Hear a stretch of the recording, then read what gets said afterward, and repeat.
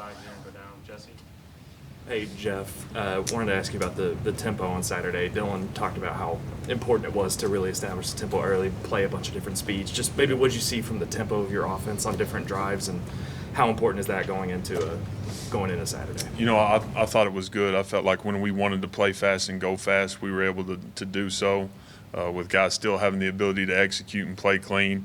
And then I thought we did a nice job when we wanted to pull back a little bit, and chew some clock, and make sure we're putting our guys in good positions. So it was good to see kind of both ends of it.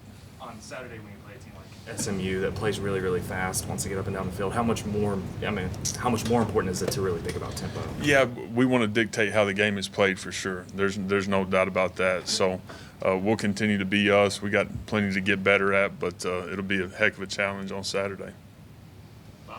Hey, Jeff, you spoke highly of Petaway going in preseason camp, but seeing it out there, 9 catches, is that the confidence that it'll build in him and what you'll have in him here going forward? Right. We will always talk about this, but just being able to live the experience part of it, him being able to go do it was a huge deal. Was happy for him. Just being able to get out there his first game, have some production, and he left some out there, which he knows. So that's the good thing, But it was great for him to get his first action.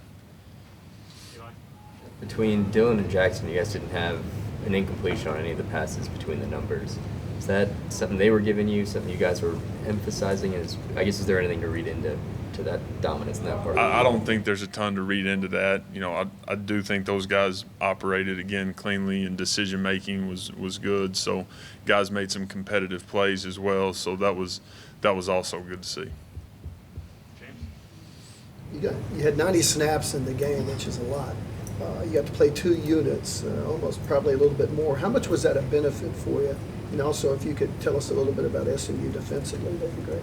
Yeah, it was huge being able to play all those guys. It was great just for our locker room. So many guys have put in so much time, so much effort, so much work that they got to go out there and get to play. And that was fun for those guys. It was great to see, and again, great for our team, great for our unit. Was proud of those guys with the way they played. We've talked a ton about, regardless of who's on the field, right, being able to go out and execute at a high level and understanding the standard of how we need to operate while we're on the field. So, again, proud of those guys when they got in there, went and played well, played hard. Didn't play perfect at all, but played incredibly hard, and it was good to see. SMU defensively, you watch a game this past Saturday, and they dominated for 4 quarters. 6 sacks, gave up 25 yards rushing, just played dominant. And it jumps off the tape at you. So got a really good unit that we're preparing for. They've got a bunch of guys that have played a whole bunch of football. Only 4 true returning starters for SMU, but they've got they did a really nice job in the portal being able to go get some guys from different places, and they're playing really well with a lot of confidence right now. How unique is it? You throw the ball 33 times, only 3 completions. Do you look back at those 3, and they probably stand out because there's only 3. The ball to Jalil in the end zone, with the back shoulder, looked like a hard throw, and then the throw to Petaway. What do you remember about those 3 passes? Yeah, going back and watching them, Jalil had a chance to make that play in the end zone. I liked where that ball was placed, and then Petaway's, he should have had that one. So you go back and watch, but again, just was proud of the competitive plays too. Jay Gibb making some competitive plays, the first big shot to Andrell making a competitive play. And so that was on the tape as well, which was great to see, team effort. And again, we got to continue to be really efficient and really clean to go do what we want to do. Switch gears on you, asked me, do you have a relationship with Rhett? Have you known Rhett at all, or do you know him at all? We've crossed paths many a time, got a ton of respect for him. Obviously an offensive guy that's been in it and had a ton of success. So do know Rhett, and just a great guy who's done a great job since he's been there. Ryan? Yeah, Jeff. Curious what you learned about your offensive line on Saturday. What were your overall impressions, and specifically the run blocking? How did you feel like they handled that, and how important will that be? I thought our guys played incredibly tough and played very physical, played incredibly hard, and had some edge about them, which we need to be a tough, nasty, physical football team. And that's, that's how we need to play. So we got to build on that. We had the right people in the run game. Arkansas State really did a pretty good job getting extra hats to the ball and some of their too high stuff and the ball getting spilled to support players. They did a good job. We've got to win some more one-on-ones, but, man, proud of how our guys played. And, again, did not play perfect at all. We got to clean plenty up, fundamentally, technique, all those things. But when you watched them, man, we played hard and we played really, really violent, which was good. Jenny? I wanted to ask you about two wide receivers. First, Jaden Gibson. I know you talked a little bit about him after the game, but he talked a couple weeks ago about how tough last year was, really kind of mentally, how he got into a bad place. How did you see him come out of that? I mean, obviously didn't play much for you last year, but what have you seen as really important to him to get him to the point where he was able to make competitive catches Saturday? Yeah, I think he's done a good job of just sticking to the plan and not wavering. He's a guy that has had great maturity outside of our building since he's been here. He's had great maturity inside the building. And so I think, with who he is today and where he's at from, being a student to just being an everyday guy, he's in a really good spot. And so I think that's showing up for him. Made the two really competitive plays that were great. He's got to clean up a ton of detail because he's got a chance to make those even easier for himself. And that's the great thing, that he's going to watch the tape and already has and knows that he can play cleaner, but love the fact that he went and got both balls in the air. And proud of him. I also wanted to ask you about Gavin. How do so many people miss on a talent like that? Was it size? What was it with him? We're not very smart. I mean, it really is incredible. I think he's one of those guys, man. You always talk about recruiting is not you can never bat 1,000. It's different every single year with every single kid. And he's a young man that, again, he can play anywhere in America. And dang glad he's playing for us. George? Yeah, Jeff. Andrew, I'm wondering, what did you see from him in the portal when you guys were evaluating him? And was it tough because he played a little bit at Michigan, but there wasn't a ton of tape on him? Yeah, saw top end speed. I was very familiar with Andrell. At my last stop, recruited him out of high school, so there was some familiarity there. And then when he got in the portal, have some really close connections at Michigan, was able to reach out and talk to some people inside the building that they didn't want to lose him. They loved him. They wanted him there. Felt like he was going to be a starter for them. He needed to change, wanted a scheme change, I think, as much as anything. And, again, got on the phone and everything checked out. So knew he was going to be a guy that played with really good length and really good top-end speed, and that's what we needed. How much does that help you guys just open up the offense, especially replacing Marvin? No, it's huge. It absolutely is. Again, it's a deal where I think we've got a chance to play a bunch of guys at that position. Strength by numbers, man. We got a chance to, again, go roll 6-7 guys this week. So that's going to be huge moving forward. Ryan?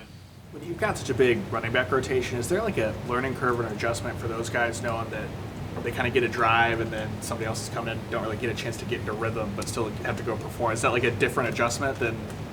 I think for those guys, understanding making the most of every opportunity. When you get your opportunity, making the most of it, because there's other guys in the room that got a chance to go play. We weren't able to get one single guy into a great rhythm the other day, but I think those guys understand, man. They got to take advantage of opportunities and be able to go win some one-on-ones, go make some plays. Second row, Justin on the right. Hey Jeff, but going back to Jaquez, you mentioned all the way back on a media day to way back when he used to be an offensive lineman. So as an offensive lineman yourself, a former one, what was your reaction to hearing that? And is it safe to say he's doing pretty well at wide receiver instead? I think it's been a good move for him. I'll probably keep him there, without a doubt. What is it just about his, intangibles that makes him so well adapted to that position as wide receiver? Yeah, he's a smart kid. He understands, and he's an intelligent young man that he loves playing football. So it was, again, it was good just to see his first action, be able to get out there and get his feet wet and go play ball. Have talked about it many times, but we're going to like that guy for a long time here. Mason? Jeff, how would you kind of assess Austin and Blake and the rest of the tight ends after the first game, having looked back at it? Yeah, really steady, really consistent. Tried to get Stogg a couple balls, never ended up working out. But he played tough and he strained, and a guy that, again, dang glad that he's here. So got to clean up, got to play better like every one of us do. Blake Smith really did a nice job, played a bunch of snaps. Cade McIntyre played a bunch of snaps. Josh played. So being able to play all 4 of those guys for the depth of that room and how we're going to operate moving forward was huge. Back right, Brandon. Yeah, I was going to ask about the tight ends, but is the focal point across the middle with Austin, can you talk about just what he provides you there?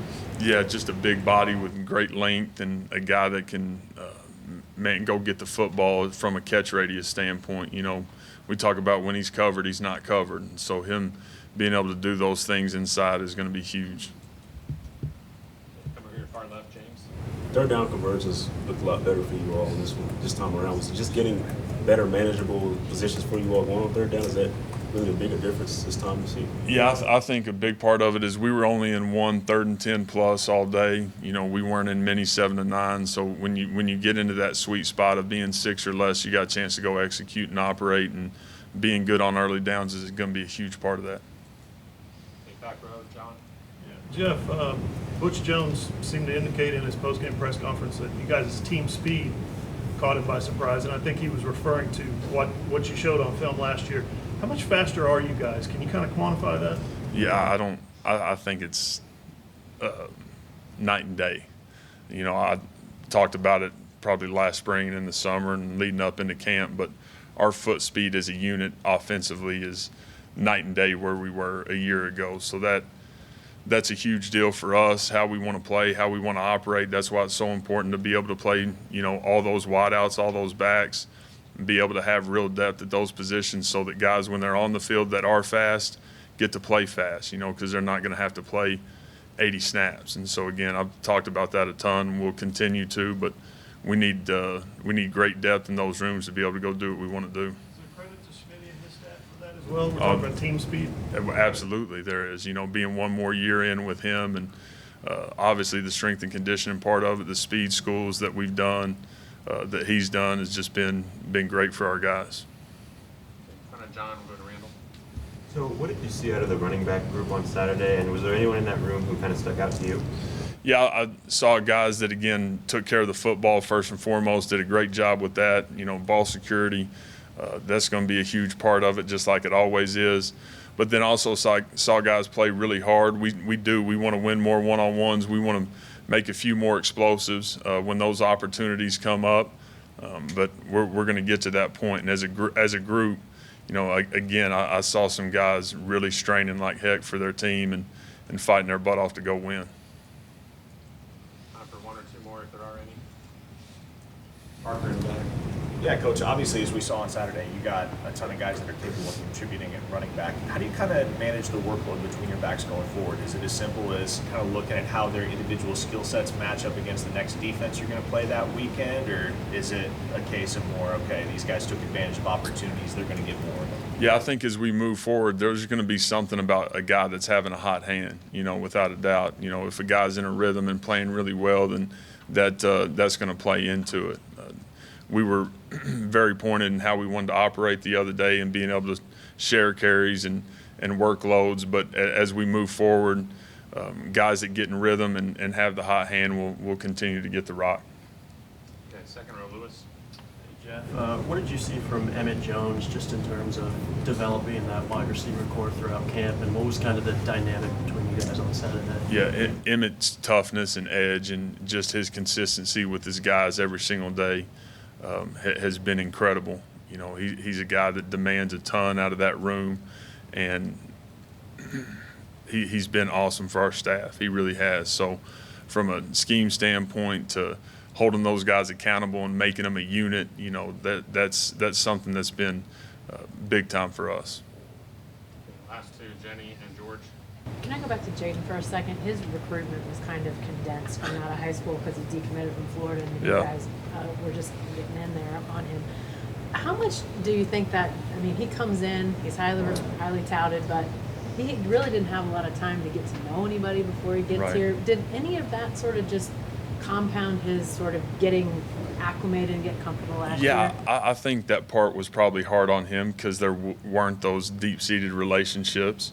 I got here on a Wednesday. I was in Orlando on Thursday. He was here Friday, and he signed the following Wednesday.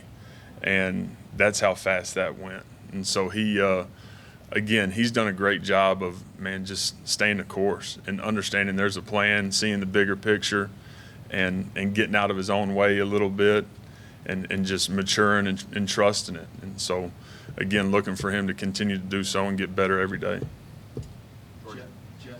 How did Savion grade out? And is he somebody that it's just going to take time for him to get used to playing more snaps and get used to the tempo? Yeah, he graded out well. He played well. He played hard and physical and violent and tough, and he was not perfect. And again, talked about this a bunch already. We weren't perfect at all. We got to clean a bunch of stuff up starting today. But when you put the tape on, he plays the game how we want it to be played. You know, and he'll strike and he'll finish and he'll play violent, and that's how we got to operate up front. Thank you, Jeff. Awesome. Thank y'all.